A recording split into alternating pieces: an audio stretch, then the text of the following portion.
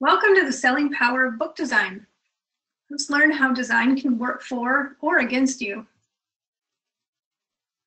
I'm Tammy Dever. I'm the founder and creator of TLC Book Design. We were formerly TLC Graphics. I spent the last 25 plus years in publishing and designing books, and along with our clients, we're the recipients of almost 200 national and regional design and publishing awards. I'm also the co-author of a book called My Publishing Journey. It's a journal and publishing guide for authors, taking them through the entire process and allowing them to journal about it along the way. Let's get started. So, would you be proud to put your name on this book?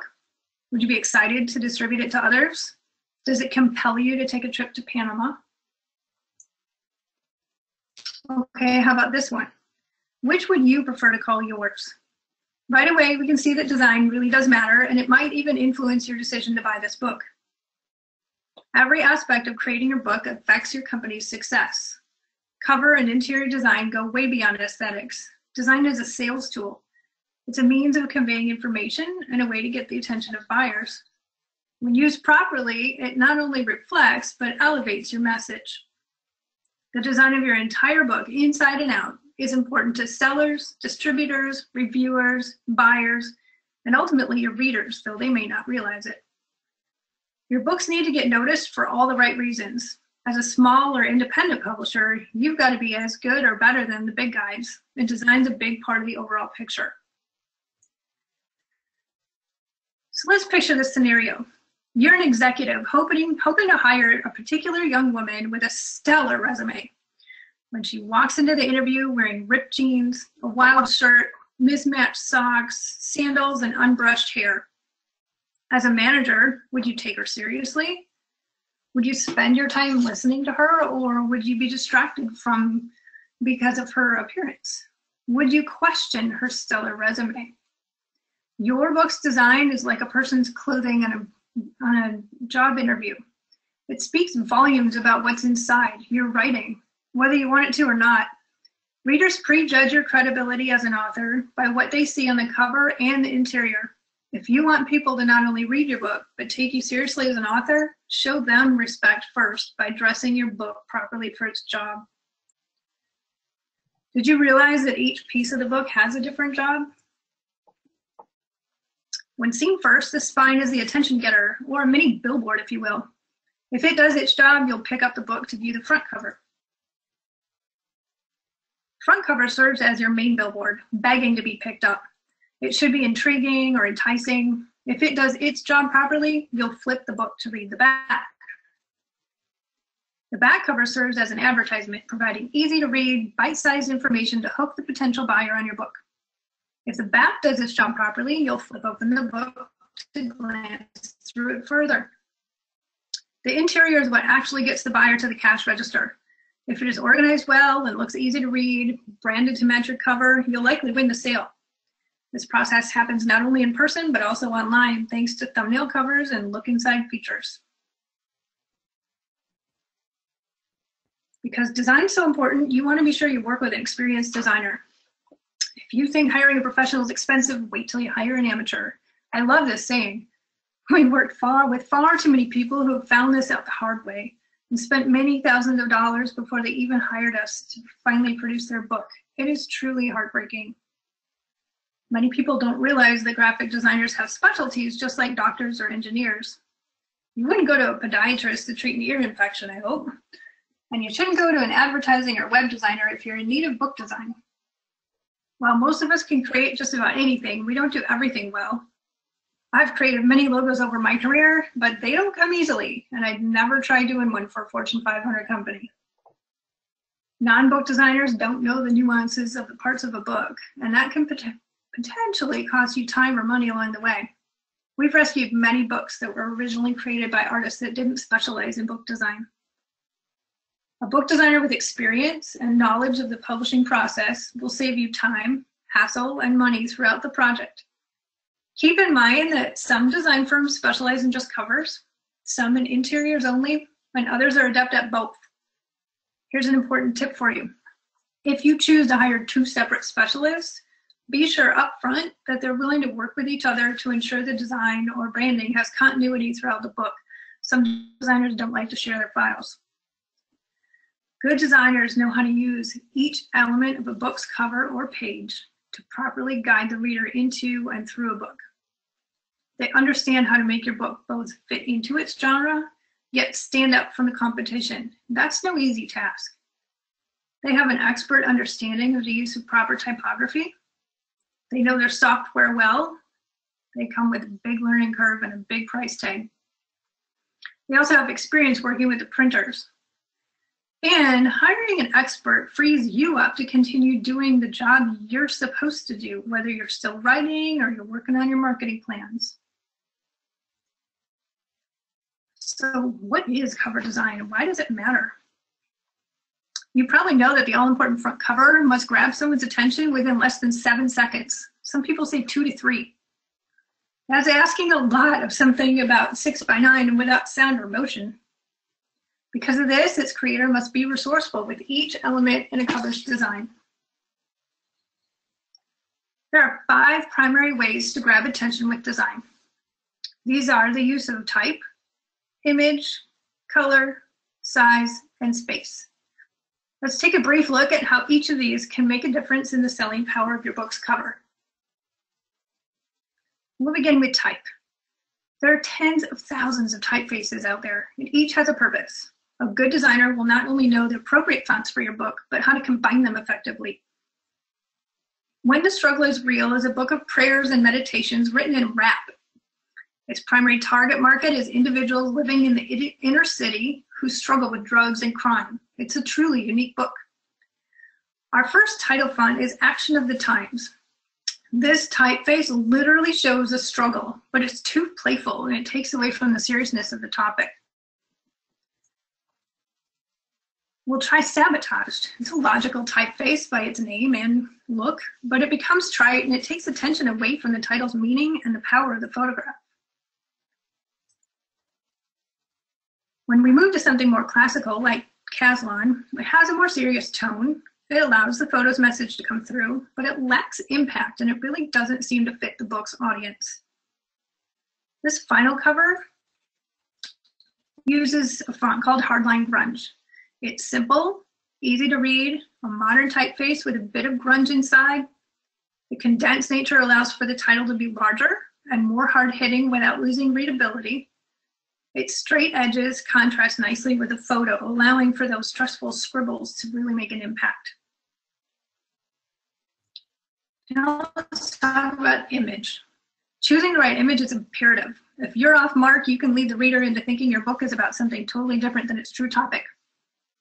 Sensory Parenting is a book about parenting kids on the autism spectrum. These kids often have trouble with making eye contact, so we had to be sure the subject was not looking directly at the reader. This is a cute baby picture, but it has some inherent problems. One of them is that the child isn't having an obvious sensory experience, though you could infer that maybe he's touching a tree. The other real big red flag that people saw was that this child seems to be up in a tree with no parental guidance, and that is scary. So we knew we could find a better photograph. And that we did. This little girl obviously has guidance, somebody with her. She's having a sensory experience on several levels. She's smelling, she's touching, she's happy. And even the curved flow of her on that photograph brings you right down into the title. Now, before I show you the next slide, we're going to talk a little bit about color. Then we're going to do an experiment. Color is a powerful tool. It evokes instant emotion and it can send strong messages to the viewer. Here's a tip. Color has different meanings in different industries. For example, red is a poor choice of color for a finance book. And it also has different meanings in different countries. In Western cultures, blue represents the birth of a boy. But in China, blue is a feminine color. In Ireland, green is associated with good luck, but in many South American jungle cultures, green symbolizes death. If your book's to be sold abroad, be sure your designer takes color uses into consideration and be sure to tell them up front. Okay, I'm going to show you one cover with 4 different backgrounds. Without reading much of the type, just at a glance, I want you to think about what first comes to your mind when you see these. Most people say money or finance, green energy perhaps. Let's try purple. Self-help, spirituality, inner energy, enlightenment. We try taupe. It's kind of boring. Maybe a business book, maybe a textbook even. Now, when we go to the final cover, we see orange, and a color that embodies invigoration and ideas. It's the color of creativity and ambition and works beautifully for this book. Let's move to size. We're going to play a little game of Goldilocks and the Three Bears. The proper use of size can create peace or tension. It can lead your reader's eyes through the cover's elements skillfully. It can emphasize certain elements like the title or an important image or famous author's name. This photograph of a persimmon is obviously far too tiny on this book cover, and it actually tries to say that food is not important in this book, which is absolutely the opposite of this book's message. So let's enlarge it. Now it's far too big. It takes over the book. It's actually more impactful than the title. And because it's in the bottom right-hand corner, your eye goes there and nowhere else, and you lose the message of the book. So when we are just right, everything works beautifully. You see the title, you flow around with that green swoosh right into that luscious persimmon, and then open that book up. Now the final topic is space matters. So positive and negative space are so often used improperly in self-published books. It takes skill to use all these design methods properly, but the use of space can be one of the most challenging.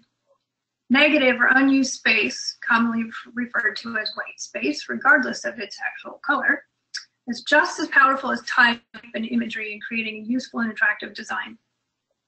This book is so top heavy because the title's at the top. The title is actually supernatural and strange happenings in the Bible, yet it looks like those second two lines are actually the subtitle. The real subtitle looks like an afterthought floating in space. And the author's name is so close to the bottom of the book cover, it's in danger of being cut off.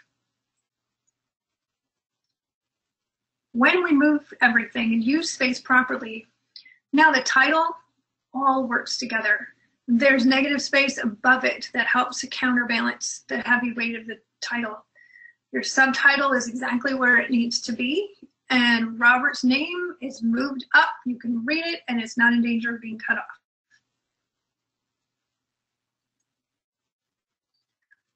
Because good design is generally easier to show than explain, I think that these examples I'm about to show you will help you understand the importance of having a professional design created by a book specialist. Doing this can save you a lot of money and heartache, as most of these authors had to pay for design twice and or lost a lot of time and opportunities through the delay in their schedules. Now, what not to wear if you're a book? Dark Talisman is a young adult fantasy. The author's cover is far too literal. We already know there's a talisman involved, and this one doesn't look like anything special. The final cover shows much more intrigue. It fits with the genre. It hints to the two jungle-dwelling tribes inside and how they interact. And if you get a chance to see it in person, there's green foil and embossing and a lot of really cool effects on the actual printed book. Irresistible Consultant's Guide to Winning Clients is obviously a book for business consultants. This original looks very dated with its graduated blue color in there. The steps are literal graphic of the subtitle and they lack interest. The second one uses the same color scheme because it is the author's branding colors. It's much more clean, it's up to date.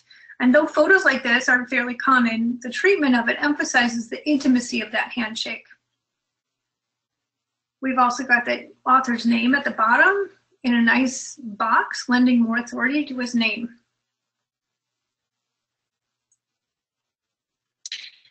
Living in Pioneer Times is a book of facts about pioneer living and how we can incorporate tips into our lives today.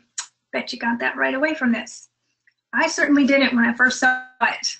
This is hard to read. It uses a poor quality photograph. It takes far too much work to decipher, so I just choose not to. It actually hurts my eyes. This new cover gives an immediate feeling of that time through its warm color palette, appropriate imagery, yet it's clean and easy to read. The updated subtitle, which we asked the author to provide, hints that this is actually usable information and not just historical.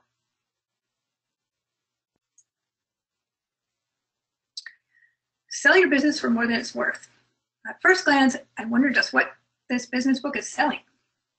The author is important in her field, but she is not what the book is selling. Also, the complete title of this book was going to include the book on how-to, but that's clearly implied. The new cover fits the genre much better by actually adding more yet important text. It alludes to the fact that there will be much information inside, which is true. It's busy but well organized, and that photo in the bottom corner hints at the lifestyle you could have if you follow the advice inside. This cover focuses on results. And Iggy the Iguana.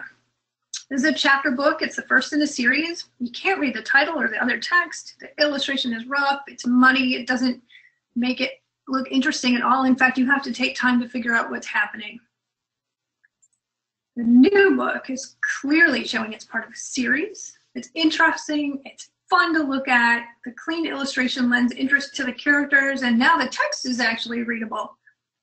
A fun note, Iggy sold nearly 10,000 copies and then prompted the author to launch a new series based on a character from this series. This is the chapter book series that was spawned from the Iggy series. Another brilliant move by the author is that this set of books is written for a slightly older audience than Iggy, allowing her to remain a favorite author as the child grows. Pretty smart. So speaking of series design, if you know your book will be the first of a series, let your designer know in advance. They'll take this into consideration and offer a design plan for future books that includes a series logo and a layout that somewhat remains the same, yet is flexible within its parameters to hold different images, different titles, varying lengths. It's very helpful for designers to know all the book titles when they're designing the first book to make sure that'll work with any length. That first book should be used to build your audience, gain a following, let people fall in love with the characters, or if it's nonfiction, to trust that information you're providing. Each book that follows will look similar to that beloved first one and be instantly recognizable as a must-buy item. Think about those wimpy kid books. So we talked about the front cover, but that's only part of the picture. The cover as a whole should present a cohesive and informative package to get the reader into the book. With each piece of the cover having its own job, as we discussed, they all must work together to present one branded cover. Here are a few tips for the back cover. Be sure not to waste the back cover or to overload it. It's your last chance to get a reader into the book. The back cover type and layout should follow many of the same rules, many of the same design styles as the interior, which we will talk about next. Necessary elements of a back cover differ depending upon the book's genre and its binding. A hardcover book's jacket has features that a paperback doesn't offer, and a how-to book will need to offer different types of information than a novel. Common elements include a barcode, publisher's logo and URL, a headline, teaser copy, an excerpt, bulleted copy, photographs, author bio, and a sales call to action. Obviously, they don't all fit on every cover, so you have to pick and choose which is best for your audience. So let's take a look at a few of these full covers. Israel for the Christian Traveler is not only a travel guide, but also a journal. This beautiful image wraps across the whole cover for impact. It has more travel photos on the back. The arched text on the back cover mimics the front title treatment. There's paper on the back because this is a journal, and that paper will also be used inside the book. Fortune Cookie Devotions is, of course, a devotional inspired by fortune cookies. The little paper slips used on the front, you obviously see on the back. The cover image wraps right around to the spine, so whether you see the spine or the cover first, you know they go together. And then we've used a complementary orange color on the back, taken right off of the color of the fortune cookies. That handwriting font on the top and the back is also used inside the book. Anxious Abby is a children's book, of course. That image also wraps around, which is common in children's books. The back text is in two big blocks, and the most important block is found in a bubble that matches the bubble of the front cover. That helps it stand out and asks the reader to give it attention before any of the other text. And if you don't have time to read it all, it's screaming, "Read me first." Point of Origin is a young adult fantasy and a second in a book series. This is obviously a hardcover jacket. The information is placed in different places on this jacket because we have more room. The back cover blurb is now on the front flap. Author bio and the publisher information is now on the back flap, and that leaves room for testimonials and sometimes some teaser copy on the back cover. Here's a quick tip. Depending on your printing method, barcodes don't have to be boring. So companies like CreateSpace do insist on a plain barcode with a 100% white background, but other printers will allow you to have a little bit of fun. If your book calls for it, your design could incorporate it into its design like we did here. We actually did a humorous book on fatherhood one year, and we were able to make the barcode the shape of a diaper. It worked beautifully. So branding and design shouldn't stop with a cover, but often they do. Unlike many products, a book's interior is highly visible, and it's an important part of your book's packaging. So what exactly is interior design? Why does it matter? Well, it's simply the process of formatting each page in a book with the primary purpose of readability, always. What's not so simple is putting all of those elements together into a seamless package. Let's examine a few of those interior details and why they really matter. This is a page consisting of a sidebar within a nonfiction book about buying a second home in Mexico. It is a very typical example of what we see from novice typesetters. Let's go through these one by one. Number one shows no respect for margins. That type is butting right up against the outline of the box, and that's not what's supposed to happen. Your eyes need some breathing room. The margins between the box and the edge of the page are far too tight as well. Let's move to number two, and that's straight quotation marks. These are actually inch marks. You will see this error all over the place, everywhere you go. It's actually one of my pet peeves, but you can fix it. So in straight apostrophes are actually foot marks. So you want to get what's called a smart or a curly quote. You can see right there that they actually curl. This is a serif font. You can see it has little tails on it. If you're using a sans serif font, like the one in the Bookselling University logo, you'll likely not see curly quotes, but they'll be weighted or heavier on one end than the other. You can get these marks either through a setting in your program or through using a specific keystroke on your keyboard. You can look that up online, or you can contact me and I'll let you know how to do it. Number three, this text is set justified on the left and ragged right, and it's harder to read. It's been actually studied and proven that in most books, justified on both sides is much easier for people to read, so we always encourage that. Number four, we have inconsistent paragraph heading styles. You'll see bold type at the beginning of the first two and the final paragraph on here, but the second one is also italicized. Neither one of them is wrong, you just need to pick one and be consistent. Number five, 2 spaces between sentences. I know most people by now understand that there's only 1 space between sentences, but not everybody knows that. I'm one in that group that learned typing with an actual typewriter, and we use 2 spaces. Now there's a technical reason for both and why they were both appropriate at their own times. I'm happy to explain that, and you can search online if you want to know as well. For now, just know that it's no longer okay to use two spaces. If you look at this page, you can tell that those two spaces actually encourage the reader to take a break at the end of every sentence, and you don't want that to happen. Number 6, there's too much space after the heading of this list. We see this a lot. And number 7 kind of goes with it in that there's too much space between the bullets and their respective text. You are viewing now a column of bullets and a column of text. You should be seeing a row of 3 bulleted text lines. So get rid of a lot of that space there.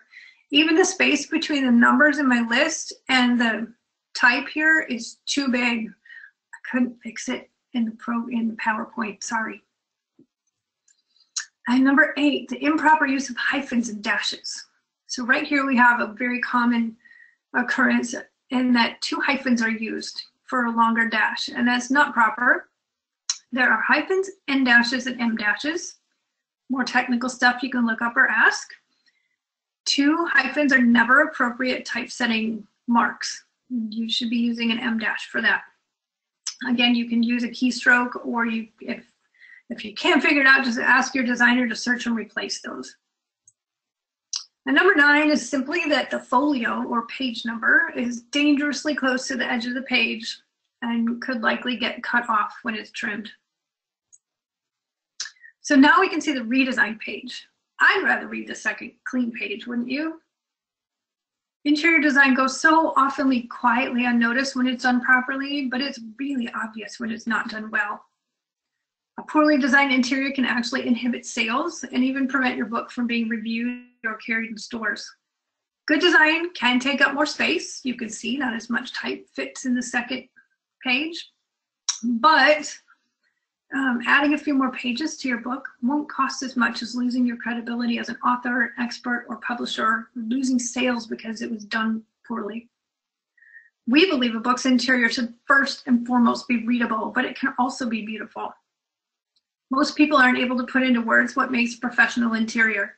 Again, because it's much easier to see the difference, I'd like to share a few examples of interiors that we've been trusted to redesign. So what not to wear if you're a book, Inside Edition. This book is Asperger's in Girls. It's a collection of personal stories from girls who have Asperger's syndrome. We met this publisher's editor at a conference, and after taking our class, she realized that their nearly press-ready book needed an overhaul. Not a good feeling, I'm sure, but better than realizing it after it had been printed. It actually went on to win a national award for them. So this is actually a chapter opening page, but you can't really tell. There's a header. This is called a running head at the very top with the author's name on it. There should never be a running head on a chapter opening page, though we see it often. On the after example, you'll see that there's no running head. We've added branding in the form of design that had been also on the cover. We enlarged the chapter title, and we've added photographs of the girls to bring a more personal touch to this book. This is Maidmont Family Stories. It's a family history book. This family's got a very rich history over 3 continents. But this isn't a good use of colors. This is a full color book. It's a chapter opener, but you can't tell. This is a gorgeous use of color and graphics. It makes the family tree much more interesting, is obviously a chapter opener, and just the design just makes this book a true treasure. It is gorgeous. This is Vogel and the White Bull. This is proof that novels do not have to be boring. You want to keep your reader's attention not only with the story, but through the use of typography and layout so that your eyes don't get tired, that you're not overwhelmed like you are looking at this crazy packed page. You'll see this chapter opener again has a running head, which shouldn't be there. The margins are tiny. The new one is branded from the cover. It's interesting without being overwhelmed by graphics. It has larger margins and other type touches that make it much more inviting and easier to read. You don't want to tire out your readers. And this is Unbelievable. It's a humorous educational science book about the sun for ages 4 to 8. It's another author who took our course with a press-ready book, and after that course had also spoken with distributors and other publishers and found out that she actually needed to redesign. And that can be really surprising when you look at something like this, because the image is so strong and it's unique and it looks like you could go to press. But the design itself doesn't lead you through the story. It's very ordinary. It's hard to read that type. Now we've got an extraordinary book. It uses borders and texture and other techniques to lead the reader through a beautiful and informative, fun book. Yes, the illustration is smaller, but it feels more intimate, like you're looking through a window into their world. And the text is so much more readable. The book is fantastic.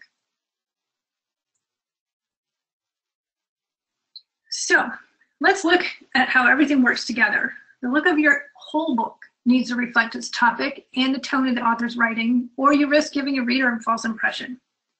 Branding that started on the cover needs to continue with the interior to increase that perceived value of your book, with, again, readability being the main purpose. Using key elements from the cover within the book continues the book's branding. It's used to help lead the reader through the text. Creating that package means using fonts and graphic elements on the interior that appear on the cover. But if the cover's typefaces aren't appropriate for large blocks of text, you then need to choose something that actually coordinates with the cover's look, reflects the tone and era of the book contents, and allows for easy readability. So let's see what happens when all this design stuff comes together. This is The God's Chair. It's the first book in the Weaver's Chronicles series. It's a novel set in Transylvania. This cover series banner becomes the chapter number banner inside.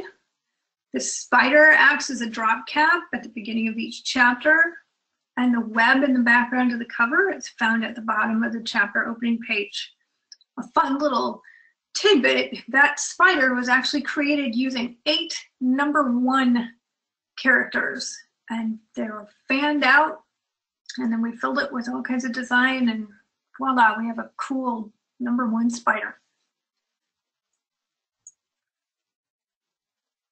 Quiero Ser Poeta is a Spanish kids book to learn poetry. You can see almost every element from the cover has been brought into the inside. It's exciting for the kids. We've used those elements to separate elements of the interior of the text so that it's easier to digest for the kids. It doesn't look like these huge blocks of type and it's so boring to read. Kids love this because it's fun, and the oruga, or the caterpillar, is in different positions. I mean, come on, he's cute upside down in that box, right? So Carried by Faith is a memoir of substance abuse and recovery. The same illustration can be found on the cover and the interior. Those little wings are repeated on the inside, and the script type treatment from the title is also used for all the chapter titles. A Wild and Wonderful Life is a Christian living and encouragement book. That title treatment was provided to us by the author. An illustrator did it, and it is so cool. It's elaborate, it's beautiful, but definitely not practical to repeat on all of the book's chapter titles. Instead, we used the subtitle font for all the chapter headings, and we took flowers out of the title and placed them next to the text. And you'll also find those flowers on the back cover. We use the sans serif font on the subheadings on the inside, and also use that on the spine and the back cover. Here's a tip if you have a white cover. When your designer gives you cover images to use for marketing, have them add what's called a key line, that outline on those images so that they don't blend into the white background of most websites. This is just a really thin gray line, and you can tell it helps a lot. And this is Straight Up Food. It's a clean eating cookbook with a covered or concealed spiral binding. It's hardcover. You can see That front cover photo is repeated on the section opening page. But when you're looking at a book that has a lot of heavy formatting, like a cookbook or a textbook, it's often very impractical to use the simple design of the cover on the inside. So what we have to do is actually coordinate those. The book's subtitle font is used on the inside, and the color scheme on the inside was inspired by the photograph of the cover. And this is the bubble who would not pop. I really want to show, this is the cover and interior, of course. I want to show that although the illustrations are absolutely stellar, the story's phenomenal, and the book could have gone to press as is, but notice what a remarkable difference the final and mostly typographic changes make to the feel of this book. Its readability improved, the cover title is more interesting and easier and fun to read, and that fun type inside adds to the storyline, makes it exciting for the kids. We also brought in more clouds on that left-hand page to keep the type from feeling like it was going to float away. A little bit of design can make such a difference. So now that you've seen what does and doesn't work, might your current book be in need of a redesign, whether it's already been published or not quite ready? There are many reasons to redesign. The most common reason is that you're bringing out a revised or updated version. The new social story book had done well over the years, but when the publisher updated the content to release a 10th anniversary edition, they knew it was time to update the look. Anniversaries are always a time to celebrate. So they hired us to redo the book, bring up the graphics to a new level, make it less dated, I should say. So the new edition actually caused sales to increase 97%. That's phenomenal. And the book won a national award for best redesign. Here's a tip on winning awards. They can greatly increase your publicity opportunities and credibility for authors. Don't hesitate to enter, but there's so many out there and they can be pricey, so be sure to enter wisely. Your designer or your PR expert should be able to recommend the best competitions for your book. You may be ready to redesign if you're going to reprint a book that's more than, say, 3 years old and it's just out of date. Special Diets for Special Kids was another book that did well, but it was so old. It had been published when it was common to print using only 2 colors of ink rather than 4 because it saved money. It also came in 2 volumes. This new edition could now be full color. It definitely needed a facelift. And the book combined the 2 editions to save money because obviously it's cheaper to print 1 book than it is to print 2. And they took advantage of other technology and included a CD in it. So what if you've updated a significant portion of the information? Overcoming Autism is a memoir of a very high-functioning autistic woman who designed the first cover herself. Many significant events in her life since that first printing caused her to add to the story, and she knew to be taken seriously as an international presenter, she needed a fresh, new cover. If your sales aren't where you want them to be, consider that the cover could be contributing to the problem. If you're not sure, ask a book designer, ask a buyer at a bookstore, ask literary marketing professionals to analyze and critique your cover to see if that may be contributing to the problem. Just don't ask your mom. She'll always tell you she loves your stuff. Word of mouth marketing was originally published by a large publisher, but after a very short time, the sales went way down. The author, who's an entrepreneur, business coach for large companies, and a speaker, knew he needed to do things his way to make it work, including the design. He paid a significant amount of money to gain the rights back to his book and hired us to update what he called a generic boilerplate design.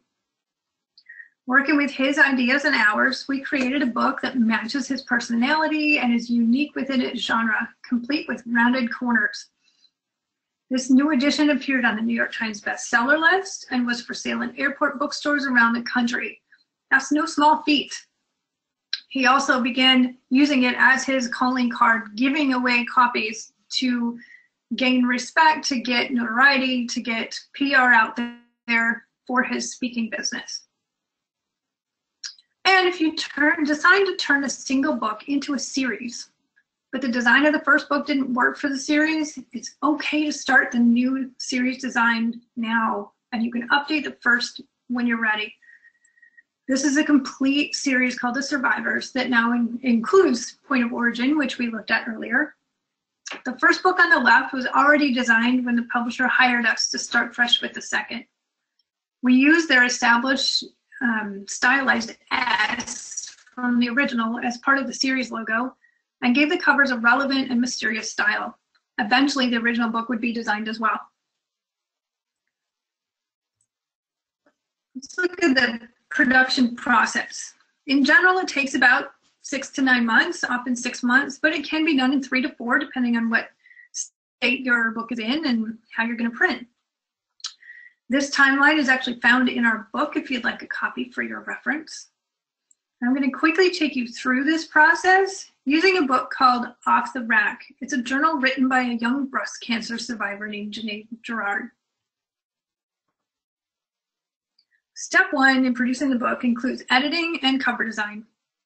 Often the book is being edited while we're working on the cover. You want that cover design right away so that you can start using it to market your book even before it's published and printed. So here, the author really wanted us to use a photo of a Barbie doll in the cover, a naked Barbie doll. Because it's talked about in the book and very relevant to her story, I was totally not thrilled with this idea, but I always make it a policy to honor the author's wishes by trying their ideas, knowing that they know their topic and they know their audience better than I do. We did these first 5 covers as options, and we both agreed Janae's idea had something to it. So we went with it, but we needed to tweak it. We needed to make the nakedness of the doll much more tasteful and discreet. Placing that oval in a strategic place also allowed the title of the book to stand out much more. We added a nice bright swirly paint to the background to help the whole cover be more rich. And we added that breast cancer ribbon for instant notability. So now we have a front cover. We did and I've got to tell you, one of the strangest things I've ever done in my whole career is to set up a photo shoot for a naked Barbie doll in my office. And then I actually had to go into Photoshop and give her teeth because she looked strange without it. And I still have that doll. But now that we have our cover, the author can use images like this to start marketing their book. At the same time, the editing is complete, so we can work on the interior design. Obviously, this interior uses a lot of the images from the cover. On the inside, Janae posed another unique issue in that she had done a bunch of scribbled little doodles during her treatments and wanted to use those in her book. We were afraid, though, that just plopping them in on the pages would make it look like she was trying to have illustrations that nobody could really pull off, and they look too childish and too immature. So instead of saying, no, we weren't going to use them, we made them much more deliberate doodles, put them on image pieces of paper, and added little pieces of tape. Sometimes we stapled them, sometimes we would actually add a push pin to it. And you'll see that on the full cover. We actually repeated that on the back cover, and we even taped her photo to the back. And now that we have a full cover, we also are in the proofreading stage. So we cannot come up with a spine for a book without knowing how many pages and ideally who's going to print the book. And then we'll get the proper width. Note that every time you use a different printer or change the type of paper, the width of your spine is going to change. If your book needs indexing, this will also happen about the same time. It cannot be indexed until the proofreading has been completed and those proofreading changes have been input. And once all of this stuff is done, the author signs off on the approval forms and the book goes to press. And voila, you have printed books. You're ready to distribute and sell and show off all your hard work. And here's another tip for you. Be ready when those books arrive for the first time. Have somebody else there to take photographs, to take videos of you opening that package for the very first time. You will never have a first reaction to your first book ever again. And you should do this every time you write and publish a book. It's priceless. And sadly for Janae, she actually passed away a few years ago, though not from breast cancer. And I only bring this up to give you another tip. Please include your physical books and the rights to them in your will so that their message can endure. With the help of Janae's sister, we were able to donate all the rest of her books to several breast cancer support organizations across the country. It was a beautiful tribute. So with all this information, and now that you understand why design is important, how do you find that perfect designer? Oh, there's Janae, sorry. So how do you find that perfect designer, and when should you start looking? Where do you begin to look? Well, ask other authors who publish or publishers who publish quality work. Also, many publishing organizations like APPS or IBPA have resource listings and will provide referrals. You can look for credit lines on book jackets and copyright pages of books with great design. Those coming from the major publishers are often in-house book designers and wouldn't be able to work for you, but others will be available for hire. You can ask literary PR and marketing professionals for referrals. You can also ask printers if you're already in touch with them. And of course, a web search will bring up many options. Here are a few key points to consider when searching. A good designer will be interested in your publishing goals as well as your book itself. We use a combination of personal conversations and an in-depth questionnaire to get the process started. Be sure to peruse portfolios carefully and don't be wowed by pretty pictures. If you can't visualize your cover within that body of work, move on to another. There are plenty of designers out there. Most designers have a range of abilities, but they're not going to be comfortable drastically trying to change their style for a project. If your cover design firm is different than your interior firm, again, be sure up front that they're willing to work together and to share files. Always ask for references and actually contact them. Sign a contract with a timeline and clear expectations. And hire someone who can either handle printing for you or recommend a good company to work with. Unless you're familiar with printing specifications, this can be a super confusing stage of the publishing process. If you're in need of illustration, be aware this is a completely different skill set than design. Most people who are gifted at one of these are not great at the other. These two professionals will work together on your team. So if you click on the resources tab on our website, you'll actually find a downloadable PDF called Questioning the Experts, and this will help during your search. It'll help you know what questions to ask when you're interviewing potential designers. So when should you start looking? Ideally, while you're still writing your manuscript. Some firms are going to help you manage the entire publishing process, and they can help you to avoid potential pitfalls while you're creating that, ideally, a Word file. If you wait too long, you could jeopardize your schedule because better firms are generally booked a few months in advance. But if you did wait till you're finished writing, it's not too late. Just get started as soon as you can, and you may need to adjust your timeline to get a quality designer. Of course, you never know when somebody else's timeline changes, and you can slide right into a spot that opens up too. So everybody wants to know, how much does it cost? Well, you need to develop a budget, and it needs to be realistic, so do your research and stick to it. And remember that you really do get what you pay for. And with design, obviously you don't want to pay twice. You can get a book cover for a few $100s, and they're everywhere. But if you're serious about publishing, you understand that you are creating a product and starting a business. Don't do it. You will likely wind up with a before example in somebody's portfolio. Good cover designs generally range from $1,500 to $5,000. The price often depends largely upon the level of experience of the designer and how much personal service you'll receive. Remember, you're not just paying for some talent in a PDF file.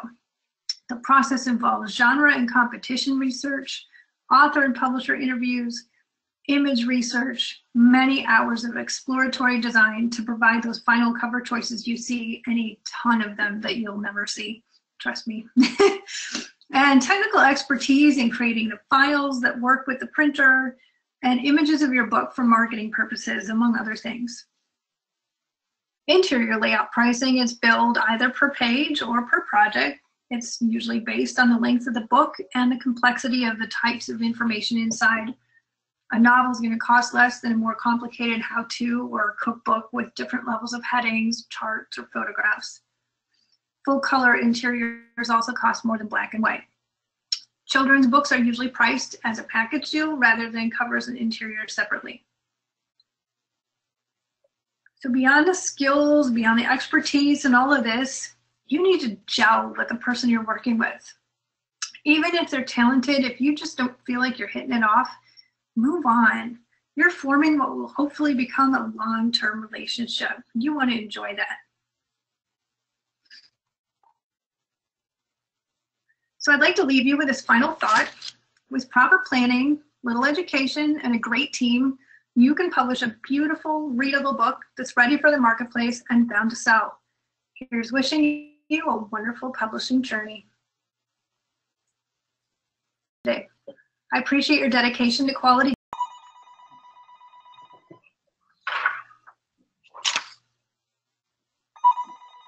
Hi, Tammy. Yep, that's it. Nice job. Thank you. That was really good. Sorry about this call out. The timing was good. I just stopped the recording when this phone rang. All right. How long did we go? Almost 15 minutes. Sweet. That's great. Yeah, nice job. Really had some good. All right. It was really good. A good point about Janae's book. I didn't realize that happened. I know she passed away, but I didn't realize that you did that. That's really good. Yeah, I was determined. It just broke